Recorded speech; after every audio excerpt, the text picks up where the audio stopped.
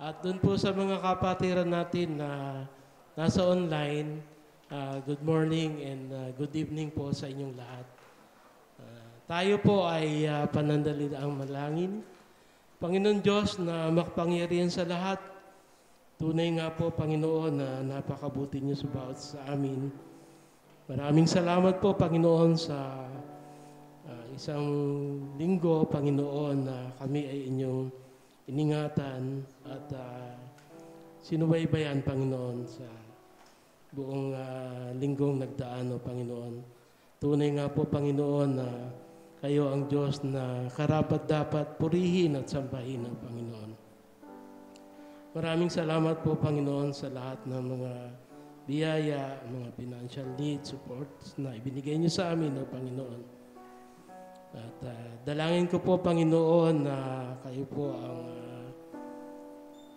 mag-bless doon sa mga tao na papunta pa po dito. Kayo po mag-ingat sa kanila. Nawa po, Panginoon, ay makarating po sila sa lugar na ito, Panginoon, in safe, Panginoon. Lord God, ngayong umaga ay dinadalangin po namin ang aming pastor, Pastor Ribo. Tunay nga po, Panginoon, na napakabuti niyo po sa kanya at sa kanyang pamilya. Patuloy niyo po siyang pagpalain ng Panginoon.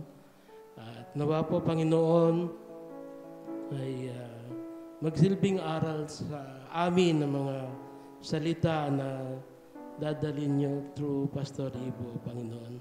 Nawa po, Panginoon, ay maisabuhay namin to at ma-share namin, Panginoon, sa aming mga kaibigan, kapitbahay, Panginoon, upang sila ay makakilala rin sa inyo, Panginoon. Ang lahat po ng ito ay dinadalangin namin sa tayong pangalan niyo lamang, O Jesus. Amen.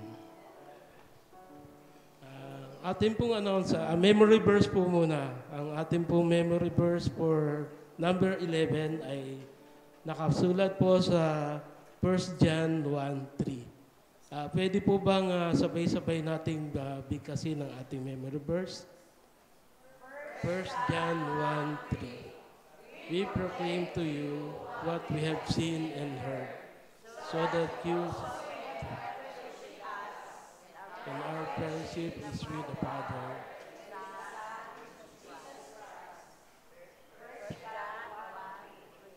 So, nakaka-11 memory verses na po tayo. At least makatatlo man lang tayo makabisado ay okay na. Baka may free tayo. Bonus tayo kay Pastor Armando Santos na nasa US. A message series para sa buwan ng May and June ay Loving the Body of Christ. Sinisikap nating unawain ang mga mahalagang bagay na dapat gawin upang maipamalas natin ang pagmamahal sa ating iglesia. So ito po yung ating mga message series for the month of May and June. Ngayong ngayong araw po ay gaganapin natin ang graduation po ng Vacation Bible School na naganap itong week na to. At maraming salamat po doon sa mga nag-volunteer na mga teacher natin, especially sa pangunguna ni Kuya Romeo Bolina. Sa June 22 po ay mayroon po tayong speaker mula sa Nueva Ecija, si Pastor ni Jury Manuel Ison. And last week po ay nagkaroon po tayo ng fundraising para po sa ating bagong speaker. At medyo may kaidaran na rin po yung ating speaker, kaya kailangan na po nating palitan.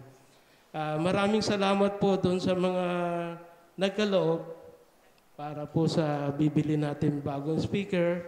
At doon po sa mga kinakatok dyan na open pa po yung pagbibigay. Ang cost po ng ating speaker is 135,000. Nakaproduce po tayo ng 104,500. So, yung kakulangan po ay doon po sa mga secret. And then, happy wedding anniversary po sa ating Pastor Armando Santos and Ate Puring Santos. Ngayon po ay nasa US po sila at maraming salamat po sa buhay at kalakasan na ibinigay sa kanilang Panginoon at patuloy po ang silang pagpalain ng ating Panginoon. Ang atin pong financial report, pumasok po sa atin ng this month ay 29,752 at ang lumabas po ay 51,706. So we encourage po ang bawat isa na patuloy na magbigay ng kaloob na ayon sa kanilang pagpapasya ng kanilang puso. And our quote of the week, honor your mother and listen to her wisdom. So, igalang po natin ang ating mga magulang. And now po ay tinatawagan ko po ang ating music team para po sa ating worship through music. Amen. Salamat po sa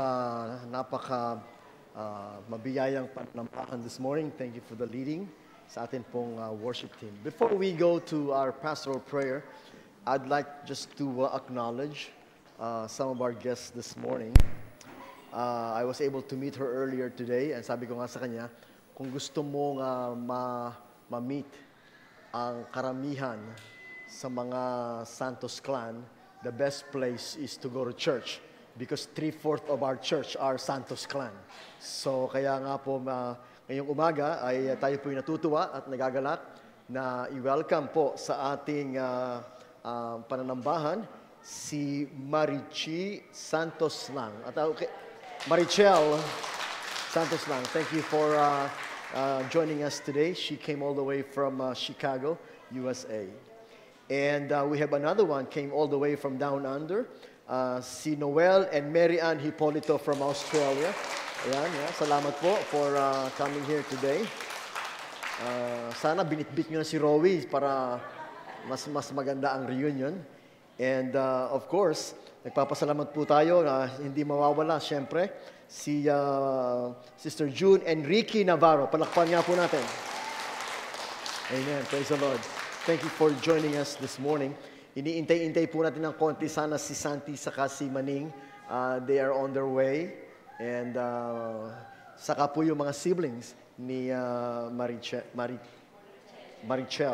Mali yung spelling mo, Perry. Anyway, so it's their get-together today. And we will pray that the Lord continue to bless your family, continue to strengthen your faith together as a family. And may the Lord continue to use you for His honor and glory. So we have so many things here to pray for. And as you know, ang pastoral prayer is a time, hindi lamang po para the pastor will pray for you, but we will pray for one another. And as the chairman, I'm sure kasama po natin right now, Joy, nasaan sila ngayon? California, USA. Los Angeles. Nasa LA po si chairman, Mrs. Santos, and Aaron, of course. And Sister Pressy sa Canada, and there are others nakasama po natin this morning. And so we will pray together. There is no distance in prayer. Can you say amen?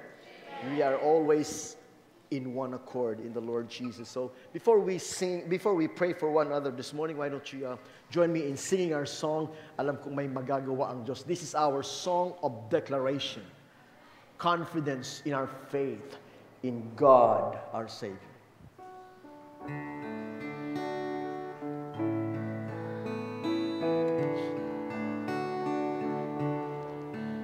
Alam kong may magagawa ang Diyos. Alam kong may magagawa ang Diyos. Kung ako'y magtatapat sa Kanya ay susunod, alam kong may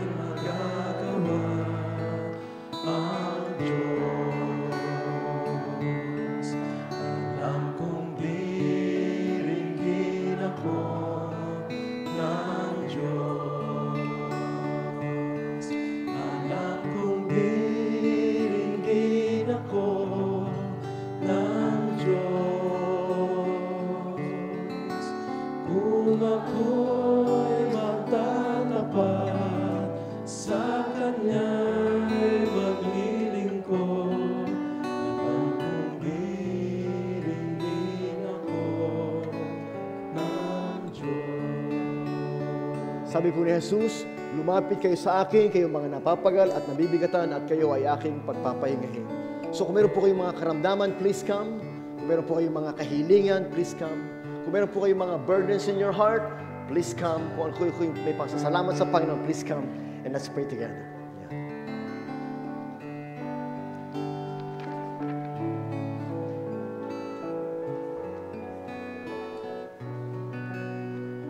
Samahan po natin yung mga nasa harapan sa panalangin, kasama po ng mga kapatid natin na nasa online. Sama-sama po tayo.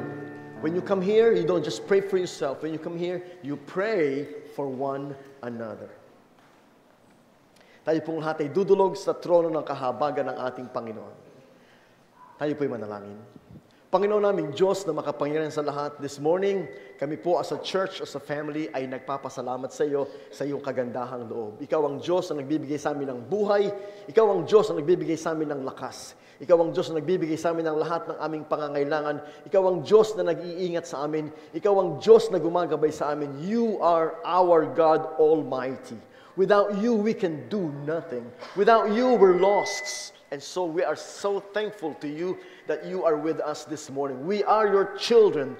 We are your body. We are your family. And we are very grateful. Salamat po, Panginoon, ngayong umaga. We can pray for one another. Una po namin pang gustong pasalamatan naman ang aming pong mga kapatid, Panginoon, na pinagpala mo. Ang aming pong chairman, Panginoon, na pinagpala mo, Pastor Armando Santos and Sister Purita Santos sa kanila pong wedding anniversary. Salamat po, Panginoon, sa maraming taon na sila po ay iyong binibigyan ng lakas at ginagabayan at sinasamahan sa kanilang taus-pusong paglilingkod. We pray for good health and strength, and we pray for many, many, many more years that they together serve you from the bottom of their hearts. Continue to bless, Panginoon, ang kanyang mga anak, ang kanyang mga manugang, at ang kanyang mga apo na ginagamit mo po sa gawain dito sa Good Neighbor Christian Fellowship. Let your glory be revealed. Let your glory be expressed in the way they live for you. Father God, salamat din po, Panginoon, sa aming po mga teachers na nagturo ng Daily Vacation Bible School ito pong nakaraang linggo. Salamat po sa lahat ng kanilang service, sa lahat ng kanilang sacrifice. Salamat po sa mga kapatid na nag-sponsor ng mga gamit, ng mga pagkain, Panginoon, ng mga bata na nagpunta. Salamat po sa bawat bata, Panginoon, na nakarinig na yung mga salita. Salamat po sa bawat bata, Panginoon, na nagkaroon ng encounter with you. And we pray that those encounters, Panginoon, will result to life-changing decisions and experiences in their lives. Salamat po, Panginoon, kay Kuya Romeo na siyang aming leader, Panginoon, sa aming pong program. May you continue to use him, Father God, and his talents for your honor and your glory. We pray for their graduation this afternoon. May you bless them with joy and gladness in their hearts. Panginoon, maraming pong salamat, Panginoon, sa iyo pong patuloy na pag-iingat, Panginoon, sa amin pong chairman, sa kanyang family. And we pray, Panginoon, na iingatan mo po ang aming chairman at ang kanyang pong buong family who will be in the U.S. together very, very soon. Ang kanila pong mga pagbibiyahe sa airplane, ang kanila pong paglalakbay, Panginoon, ang mga lugar na kanilang pupuntahan, mga simbahan na nilang bibisitahin, mga friends and leaders and ministry partners that they will visit, Father. May this all result, Lord God, sa patuloy pong paglago ng iyong mga gawain at patuloy na pagtatag, Panginoon, ng iyong gawain, especially, Panginoon, as they continue to support Good Neighbor Christian Fellowship. Panginoon, salamat po, Panginoon, sa aming po mga guests this morning for their time to be able to come here. Ikaw po, Panginoon, ang siyang kumilos sa kanilang mga buong puso at kanilang buong mga buhay, Panginoon, so that they continue to renew their love and devotion to their families, that you help them in their get-together today to just be able to reconnect and just express their love and passion for one another. Dalangin din po namin sa iyo, Panginoon, ang iyo pong kagandahang loob sa recovery, Panginoon, ni Brother Maning sa kanyang stroke. Salamat po, Panginoon, sa healing and strength. Dalangin po namin naman na magkaroon siya ng patuloy na kalakasan and total and complete healing, Panginoon, sa kanyang kalusugan. Dalangin po namin, Panginoon, si Ka Jr. Salamat po, last week siya po ay na-rush sa ER, but today he's very strong. So we continue to pray also for his health. Dalangin po namin, Panginoon, si Thea, Father God, na mayroon pong gallstone. Dalangin po namin, Ama, na ikaw po ang magpala sa kanya. I-prepare mo siya, Panginoon, whatever procedure she needs to go through. Dalangin po namin siya this morning, si Daniel, na papunta na Panginoon sa kanyang trabaho sa barko. Ikaw po ang mag-ingat sa kanya. Pagpapalin po si Kat, at kanyang anak, at kanyang buong sambahayan, Panginoon, that even though when they are far away, they always trust in you to watch over them and keep them safe. Salamat po kay Michael, Panginoon, sa kanya pong bakasyon. Salamat po sa time nila with Ella and the kids. Dalangin po namin, Panginoon, that you also help him and prepare him sa kanya pong pagbalik sa Cayman Island, sa kanya pong trabaho. And we know, Father, that you will continue to keep them safe in your mighty hands. Father God, salamat po, Panginoon, sa lahat po ng iyong pagpapala sa amin. Amin pong itinataas sa iyo ngayong umaga, mga kapatid namin may mga karamdaman. Panginoon, ikaw po ang aming Diyos na aming manggagamot. You're Jehovah Rapha, the Lord our healer. There is nothing impossible with you. By your stripes we are healed. By your words and promises we are healed. So itinataas namin si Brother Boy na nagkikimo, Panginoon. Continue to bless him. Si Ate Hirang, Panginoon, sa kanya pong mga dinaramdam. Si Ate Piling, Panginoon, sa kanya pong mga dinaramdam. Lahat po, si Ka Cosme, Panginoon, si Ka Angel, Sister Amy, Panginoon. Lahat po namin mga kapatid this morning na nangangailangan ng divine touch of God. Let them feel your power and your love flowing through our bodies. And we thank you for your promises that never fail. Salamat po, Panginoon, sa lahat ng iyong mga provision mo sa amin. Ikaw ang Diyos. Panginoon, nangako, I will supply all your needs. So this morning, Panginoon, sino man sa aming mga kapatid ang may pangangailangan sa kanilang mga tahanan, pagpapa-enroll ng kanilang mga anak, may mga problema sa negosyo o sa mga trabaho, Panginoon, we look up to you. We look up to you. You are our provider. And we know, Father, you will never fail those of us who trust you with all of our hearts. Dalangin po namin mga kapatid namin, Panginoon, na may mga karamdaman, Panginoon, may mga kalungkutan, may mga problema sa pamilya, Panginoon, anuman ang kanilang burdens, anuman, Panginoon, ang kanilang heavy burdens, ikaw po, Panginoon, ang siyang kalakasan nila. We can do all things through Christ who give us the strength. Salamat po, Panginoon, sa mga kapatid namin na kasama namin online sa Canada, sa America, sa Australia, sa Middle East, sa Europe, Panginoon, all over the world. We thank you, Lord God, for the opportunity na kami po ay nakaka-reach out to them through our live streaming ministry, through Facebook. At alam namin, Panginoon, that you're using these services, the messages, the singing, the worship, the encounter to touch some hearts wherever they are. And we thank you for that opportunity. Humble as we are, small as we are being used by God in some ways, and we are very grateful to you. Dalangin po namin, Panginoon, ikaw po patuloy na mag-supply sa lahat ng pangangailangan ng iyong mga anak, ng aming simbahan, and whatever we accomplish here, whatever we do here is all for your honor and your glory and praise. We lift you, we pray in Jesus' name. Amen and amen. God bless you all. Ngayon naman po ay nasa panahon po tayo ng pagbibigay ng ating mga tithes, offering, and pledges sa ating Panginoon.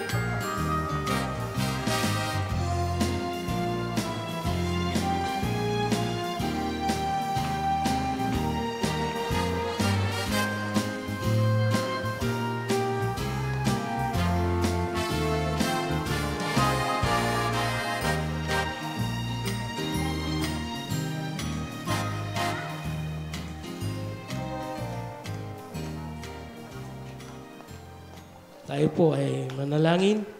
Panginoon Diyos na makapangyarihan sa lahat, tunay nga po, Panginoon, na narito kami at nagpapasalamat sa iyong kabutihan sa amin, O Panginoon.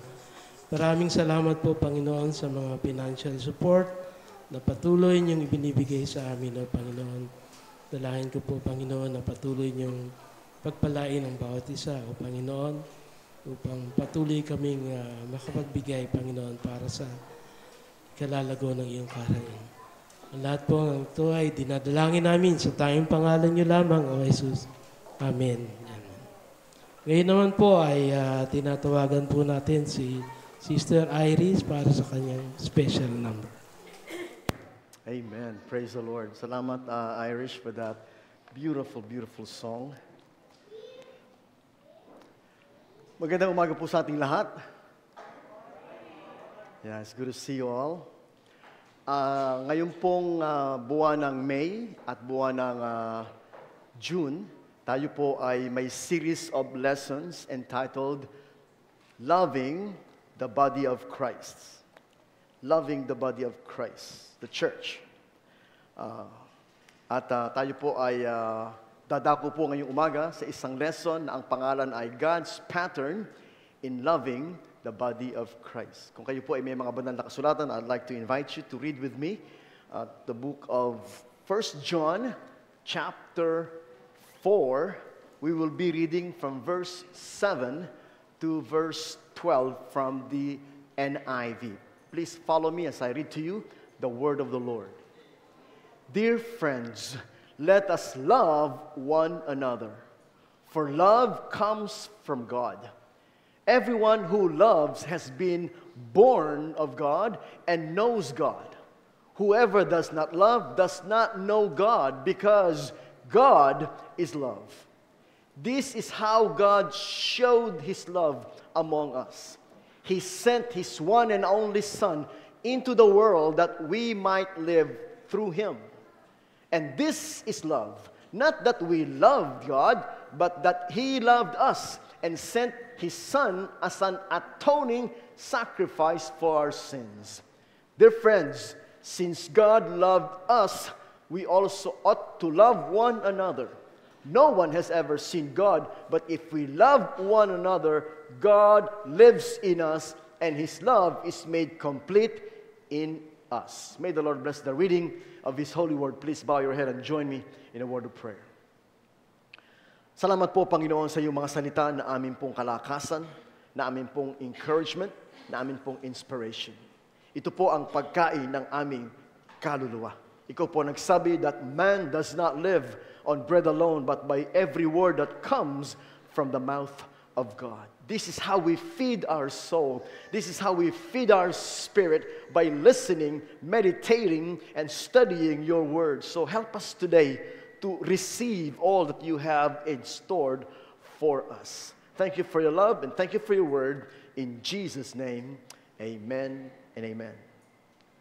So, ang una pong tanong na gusto ko pong ating pag-isipan ng sama-sama is yung tanong na, can we command love? Pwede po ba nating iutos ang pag-ibig? Joyce, ibigin mo nga si Raymond. Pwede ba nating iutos na lang yon? Raymond, ibigin mo nga si Joyce. Is that something we command? We can command. Let me tell you, kapag po nabasa niyo yung salitang love in the Bible, it does not always mean the same thing. Sapagkat ang love in the Bible has many different Greek words, and they are not the same. They're not the same. So when the Bible talks about, for God so loved the world, it's not romantic love. It's agape love. And agape love is different from romantic love, different from platonic love, and other kind of love, eros kind of love. So we need to know what the Bible is talking about when the Bible says, love one another. Love is not a feeling. Yun po ang problema minsan na marami sa atin. Pag hindi mo feel, pastor, hindi ko feel. Kailangan bang maintayin mo na ma-feel mo bago mo gawin yung pagmamahal? Let me tell you this. Love is a decision. Love is a commitment. Love is action. And sometimes feelings will follow, sometimes it will not. But just the same, we have to obey the commandment of God. I don't know if you will ever feel love for your enemy. The Bible says, love your enemy. How can you ever have feelings for your enemy? But the Bible says, Jesus says, God says, love your enemy. So that's why we need to find out, how do we express our love? How do we love? Especially the body of Christ. Now, here, makikita po natin yung God's pattern for loving the body of Christ. Kung babalikan po natin, ito pong 1 John 4, 7, and 8. Ang sabi po dyan sa Tagalog, mga minamahal, mga kapatid, mga minamahal, mag-ibigan kayo. Bakit? Bakit? Mag-ibigan kayo sapagkat mula sa Diyos ang pag-ibig. So, binibigyan po tayo ng reason ng Bible kung bakit kailangan tayong magmahal, kung bakit tayong umibig. Mga kapatid, mga minamahal, mag-ibigan kayo sapagkat mula sa Diyos ang pag-ibig. God is love. Sabihin niyo po, God is love. That is the character of God. That is the nature of God. God is love. If you slice God into small pieces, every bit of it will be love, love, love. God is love. Everything about God is love. Kaya nga po ang sabi dito sa verse 8, ang hindi umiibig ay hindi kumikilala sa Diyos. Whoever does not love does not know God. In the body of Christ, kaya po tayo body of Christ, sapagkat tayo po ay lahat ay ipinanganak sa Panginoon. Yung po ang sabi dyan, born of God. We are born of God. Mga minamahal, mag-ibigan kayo sapagkat mula sa Diyos ang pag-ibig, ang bawat umiibig ay anak ng Diyos. Okay? So taas nga po ang kamay ng mga anak ng Diyos. Amen. John 1:12, ang sinumang sumampalataya sa Kanya, ang sinumang tumanggap sa Kanya, ay pinagkalooban niya ng karapatan na maging mga anak ng Diyos. So tayo pong sumasampalataya, tayo pong mga tumanggap kay Kristo ay mga anak ng Diyos. Tayo magkakapatid sa Panginoon. Brothers and sisters, we are one family, we are one body. And the head of the body is Jesus Christ. Hindi po tayo social club na parang Lions Club. No, this is not a club you are joining.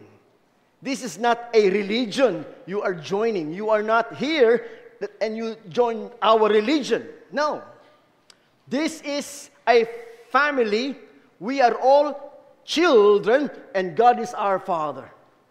Kamukha po natin sinasabi, our Father which art in heaven, hallowed be thy name. We have a Father, we are children, we are one family.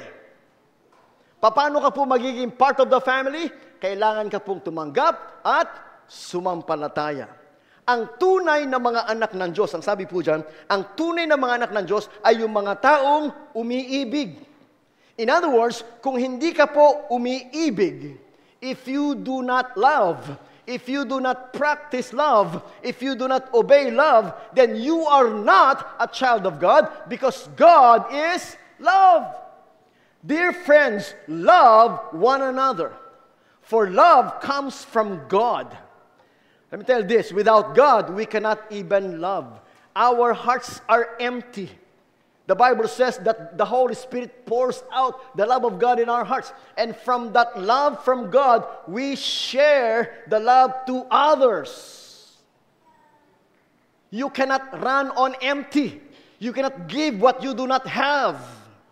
If you don't have God in your hearts, you do not have love in your hearts, and you cannot give what you do not have. And so first, you accept God in your heart, and God will fill your heart with love, and that is the love that you share with others. That's how it works. Let us love one another, for love comes from God. Kung tinanggap mo na ang Panginoon sa puso mo, you become a child of God. Kung tinanggap mo na ang Panginoon sa puso mo, God will fill your heart with love. In fact, ang sabi dyan, whoever does not love, does not know God. So, isang sign na hindi ka pa talaga anak ng Diyos. Sabihin niyo po, sign. Yan. Ano nga ba, Raymond, ang sign na ang isang tao ay in love? Yung ba yung hindi nakakatulog?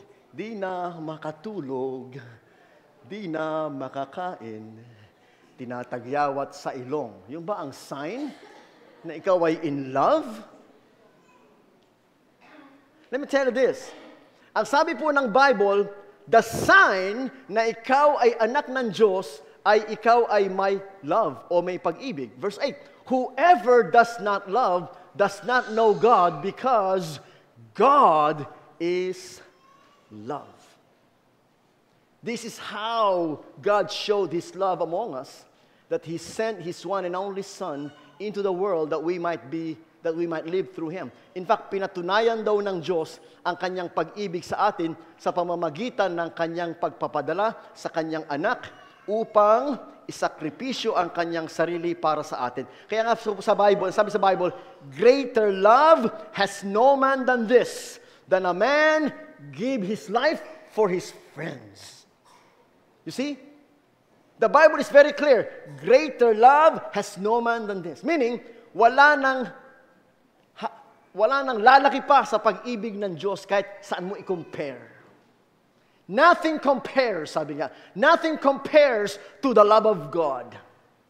Our love for our family, our love for our nation, our love for things will never compare to the love of God. Because John 3:16, for God so loved the world that He gave His only begotten Son. That's the ultimate expression of love. That is the ultimate sacrifice of God. Imagine, sinacrifice niya yung kanyang anak alang-alang sa atin na tayo'y maligtas at magkaroon ng buhay na walang hanggan. Nothing compares to the love of God. Pinatunayan niya yung kanyang pag-ibig nang ibinigay niya si Kristo para sa atin. Yan. Papasukin natin si attorney. Yan. Magandang umaga po, attorney. At beautiful wife. I forgot her name. Alam ko, ina-announce namin, attorney, na speaker ka namin sa June 22. Baka hindi mo pa nailista. Anyway. So God is love. This is love, not that we love God, but He first loved us. So mga kapatid, hindi po tayo ang unang nagpakita ng pag-ibig sa Diyos. No. Hindi nga natin kilala ang Diyos eh. Wala nga tayong pagpapahalaga sa Diyos. Pero dahil sa kanyang pag-ibig, ipinakita niya ang kanyang pag-ibig nung siya ay namatay sa krus. He first loved us. And when we heard the gospel, we fell in love with God. And so we responded to the love of God. Parang isang dalaga na nililigawan. Na nung ma-realize niya yung liligaw sa kanya ay tunay ang kanyang pagmamahal at pag-ibig, yung dalaga ay nag-respond sa kanya. I love you, do you love me? At yung dalaga, ang sabi niya, yes, I love you too. Responding to the love shown to her. The same way with God. Ang ating relationship with God is a loving relationship.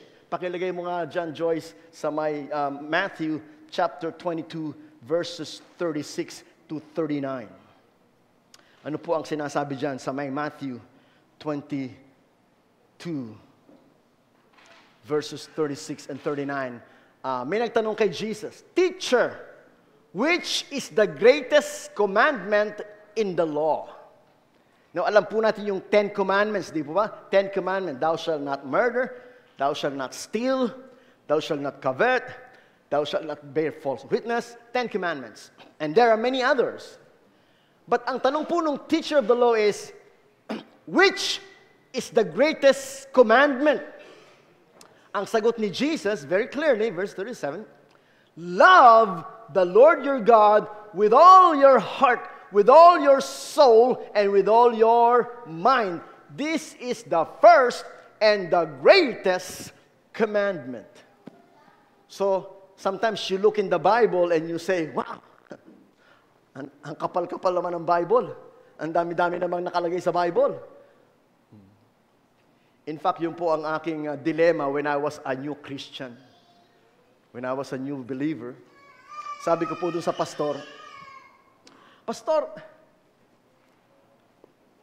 ini-expect ba ng God na sundin ko yung lahat ng sinasabi sa Bible? Ang sabi niya, of course. Bilang ikaw ay anak ng Diyos, ini-expect ng God na sundin mo lahat ng nakasulat sa Bible. Sabi ko sa kanya, Pastor, paano ko pong susundin ang Bible? Hindi ko pa nababasa yung buong Bible. Sino na po sa inyo ang nakabasa ng buong Bible? Taas ang kamay. Ayun, palakpakan nyo nga po si Ka Junior. Palakpakan nyo po, please. Imagine niyo sa karamihan natin, isa si Ka Junior sa nakabasa ng Bible from cover to cover. It's an amazing thing na mabasa mo ang Bible from cover to cover. But for many of us, hindi po natin nabasa kahit 1/4 ng Bible. How do you expect to obey what you have not read and you have not known? It's hard. That is the reason why Jesus simplified everything.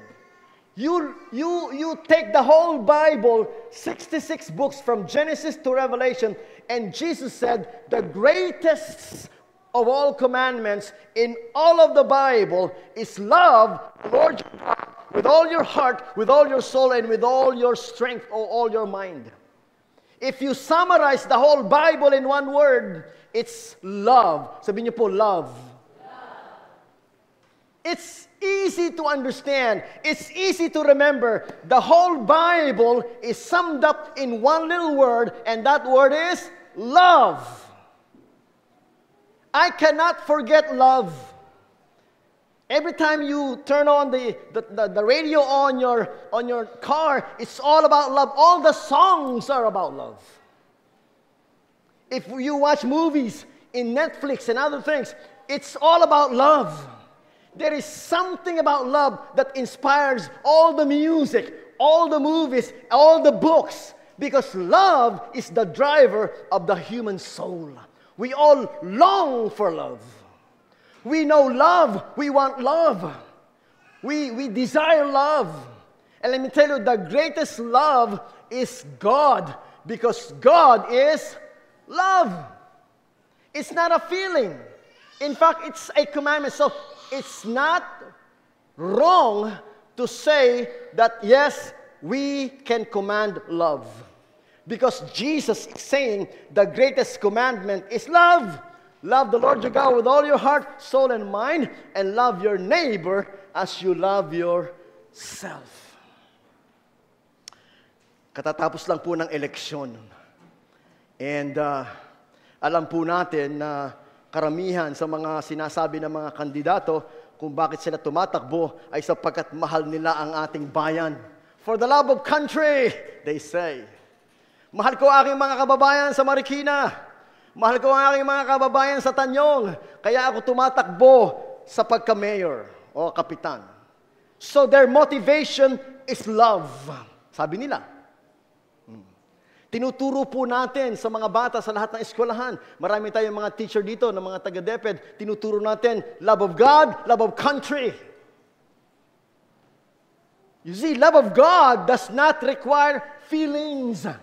Love of country does not require feelings. Love of the church does not require feelings. It's an act of the will. Love is a choice. Pipiliin mo lang. Sino po nagmamahal sa ating bayan, taas ang kamay? Yan. Kung minamahal mo ang bansang Pilipinas, whether you feel like it or you don't feel like it, kailangan po tayong magbayad ng buwis. Ganun po mahal mo ang bansa mo, bayad ka ng buwis. That's an expression of your love for your country, patriotism. Mahal mo ang bansa mo, lagi ko po sinasabi to sa aking wife. Kasi kami po, my wife is a pathologist. Marami po kaming laboratory and I'm the driver. And we have laboratories so many places.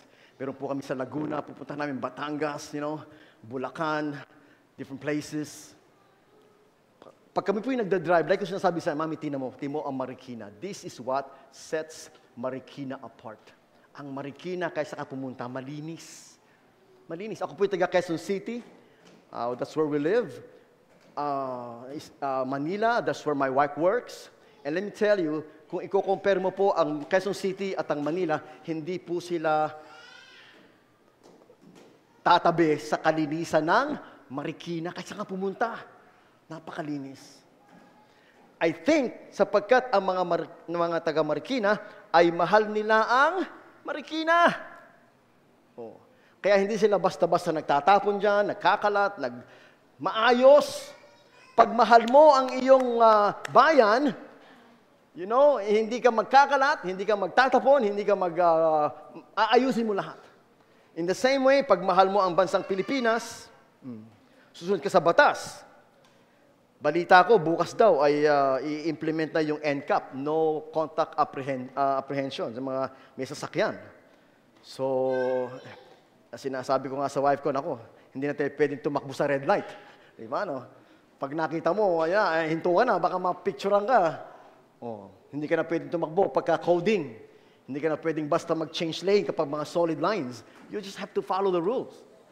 Oh, kung mahal mo ang iyong bansang Pilipinas. Marami po tayong expression ng pagmamahal sa bayan. Hindi kailangang feel mo.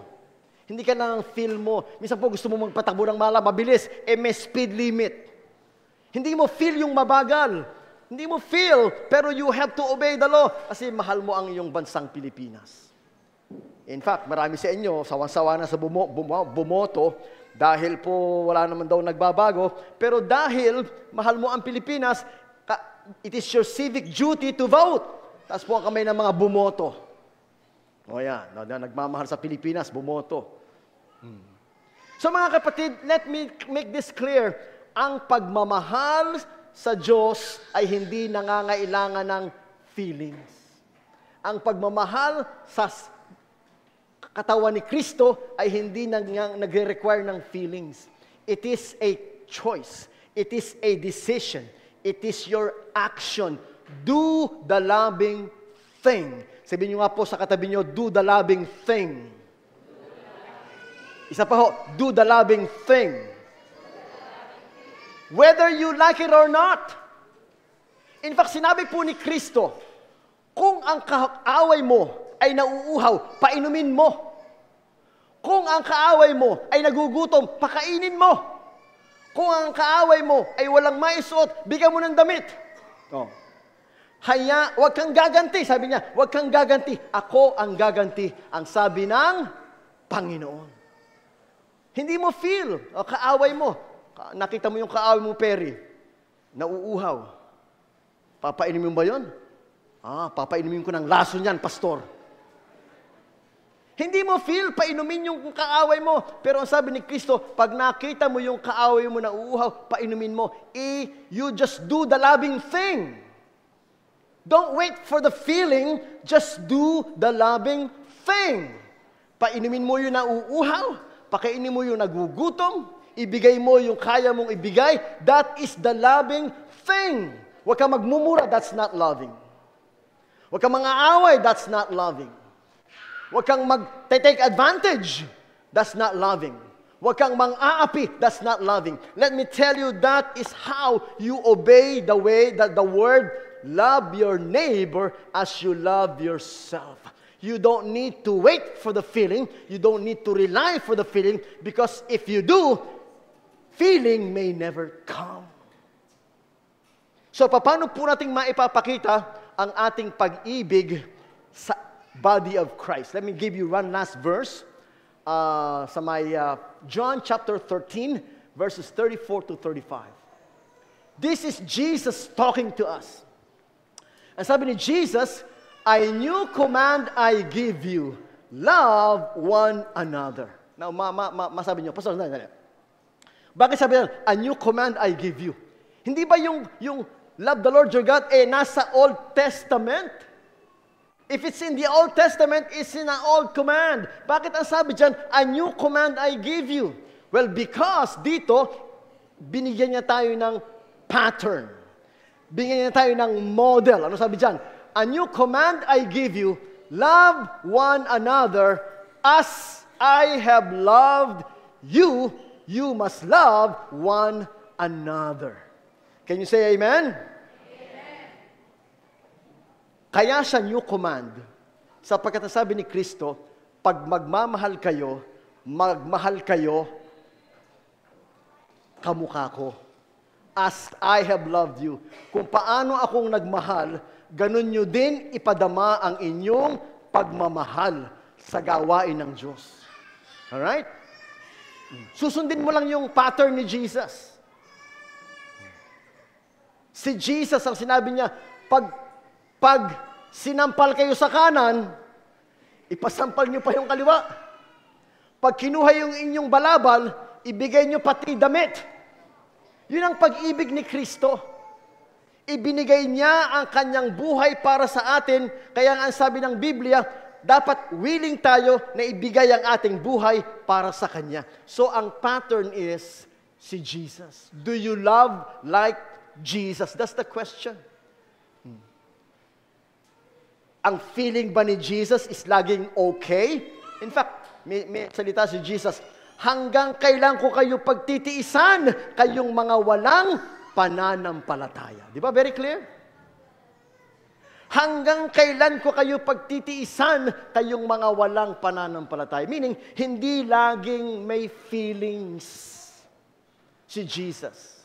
Sapagkat minsan, ang nakikita ni Jesus ay rejection, doubts, rebellion.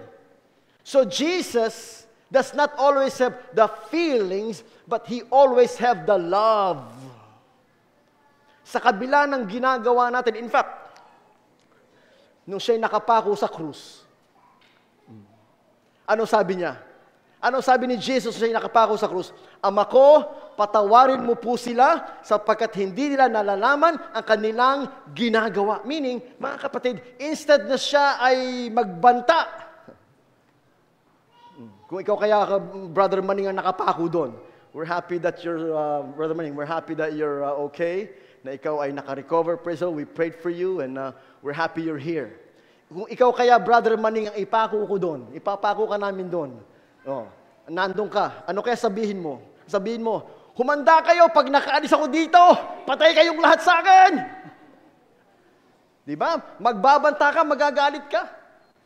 Bakit ipinako ka doon? Pero si Jesus, ano sabi niya? Ama ko, patawarin mo po sila.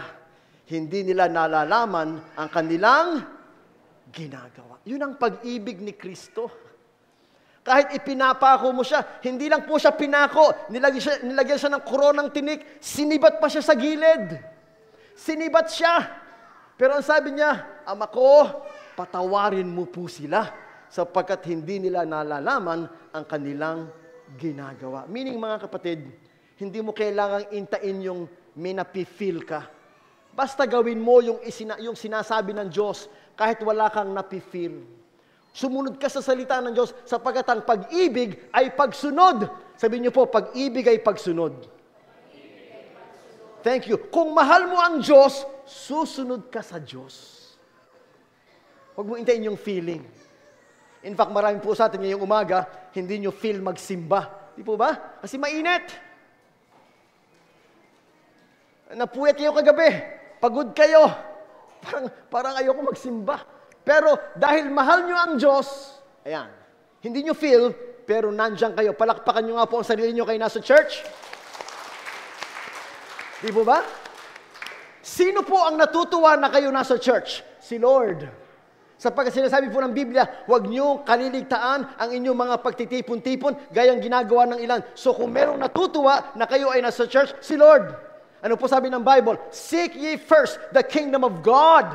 So sino ang natutuwa pag inuunan nyo ang church? Si Lord. Bagamat medyo parang napapagod kayo, inaanto kayo, parang tinatamad kayo, napapagod kayo, pero nag-church kayo, tuwang-tuwa si Lord. Sabihin nyo po sa katabi nyo, tuwang-tuwa si Lord sa'yo. Yan. Diba? Tuwang-tuwa si Lord sa'yo. It's not feelings, mga kapatid. So, ang sabi po dito, love is a choice. You choose to obey God. You choose to follow God. Love is action. So, pag tayo po'y nagkaloob, that is love. Alam ko po, marami sa atin, minsan may pangangailangan, inisip nyo pa, Panginoon, ito pong perang ito, pambayad ko ng kuryente. Pero dahil po, Panginoon, love kita, uunahin ko po ang pagbibigay. Sapagkat sinabi ng Bible, magbigay kayo at bibigyan kayo ng Diyos, o suntakal, siksik, liglig at umaapaw pa ang ibibigay sa inyo. So out of love and out of obedience, you give to God what belongs to God. Out of love, out of obedience, you come to church. Out of love, out of obedience, you serve. That is love. And that is how we should love the body of Christ. Jesus is our example. Kung paano tayo minahal ni Jesus, ganoon natin dapat mahalin ang gawain ng Panginoon. God is the source of love. Pag parang nanghihina ang inyong love, you pray to God, God, fill my heart with love para maibig ko yung mga kaaway ko, para maibig ko yung gawain mo, Lord God. Fill my heart with love. And then, the Holy Spirit will give you the power to love. It's the power of the Holy Spirit. Pag hindi na kaya ng iyong flesh, the Holy Spirit will give you the power to love, to express your love, to share your love. Now, alam niyo po mga kapatid, we have freedom of choice. We can choose. And God wants you to choose to do a loving response. Minahal tayo ng Diyos, nag-iintay siya ng ating response. At yun po, mga kapatid, ang atin pong ipapakita sa Kanya, sa atin pong patuloy na paglilingkod. Panginoon, salamat sa iyong kaligtasan, sa iyong biyaya, sa iyong pag-iingat. And God, I will obey you, I will serve you, I will give you my best. Loving response to God. Tayo po'y manalangin. Salamat po, Panginoon, sa iyong church. Salamat po, Panginoon, sa iyong kaligtasan. Salamat po, Panginoon, sa iyong biyaya, pagpapala. Salamat sa iyong pag-ibig higit sa lahat. Alam namin, Panginoon, na isinakripisyo mo ang Panginoong Jesus para sa aming kaligtasan, sapagkat gayon na lamang ang pag-ibig ng Diyos sa aming lahat, na ibinigay mo ang iyong bugtong na anak upang kung kami sumampalataya, hindi kami mapapahamak, kundi kami magkakaroon ng buhay na walang hanggan. Hayaan mo po, Panginoon, na kami mag-respond sa iyong pag-ibig. Love for love. You loved us. Help us to learn to love you, because the greatest commandment is to love our God with all our heart, soul, and strength. Dalangin po namin sa iyo, Panginoon, na anuman po ang hirap na aming dadaanan, anumang pagsubok, anumang hadlang, that we continue to give our loving response to God. Do the loving thing in every situation, in every circumstance, in every opportunity. Just do the loving thing for the glory of God. You help us to do that. We pray in Jesus' name. Amen and amen. Tayo po ay tumaya.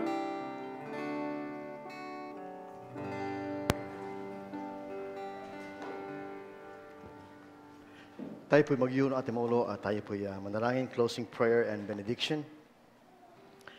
Salamat po, Panginoon, sa pagkakataon na magkasama-sama kami sa church, sa pananambahan at paglilingkod.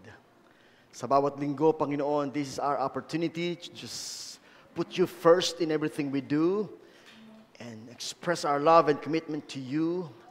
Every week, we're gonna be here. Hindi namin pababayaan ang iyong mga gawain. Kami maglilingkod. Kami, Panginoon, ay magbibigay ng aming best para sa iyo, O Diyos, sapagkat ikaw ay tapat na Diyos every day, every week. Hindi ka nagkukulang sa amin, sa lahat ng aming pangangailangan, sa lahat po ng aming kahilingan.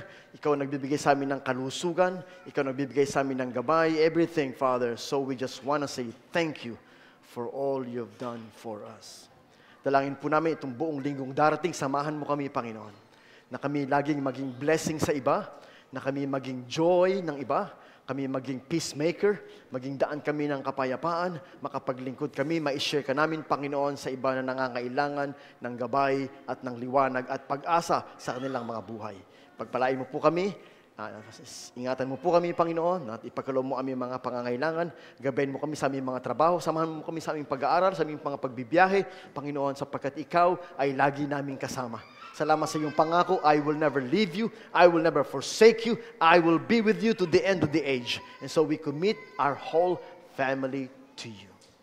Pagpalain ka nawa ng Panginoon at ingatan ka, kahabagan ka nawa ng Panginoon at subaybayan ka, lingapin ka nawa ng Panginoon at bigyan ka ng kapayapaan mula ngayon hanggang sa buhay na walang hanggan. Sa pangalan ng Ama at ng Anak at ng Espiritu Santo, tayong lahat ay magsabi ng Amen. Amen. ating pong commitment verse. Maging kalugod-lugod nawa ang magsalita ng aking bibig at ang pagbubulay-bulay ng aking puso sa iyong Panginoon. O Panginoon na aking malaking bato at aking manlubog.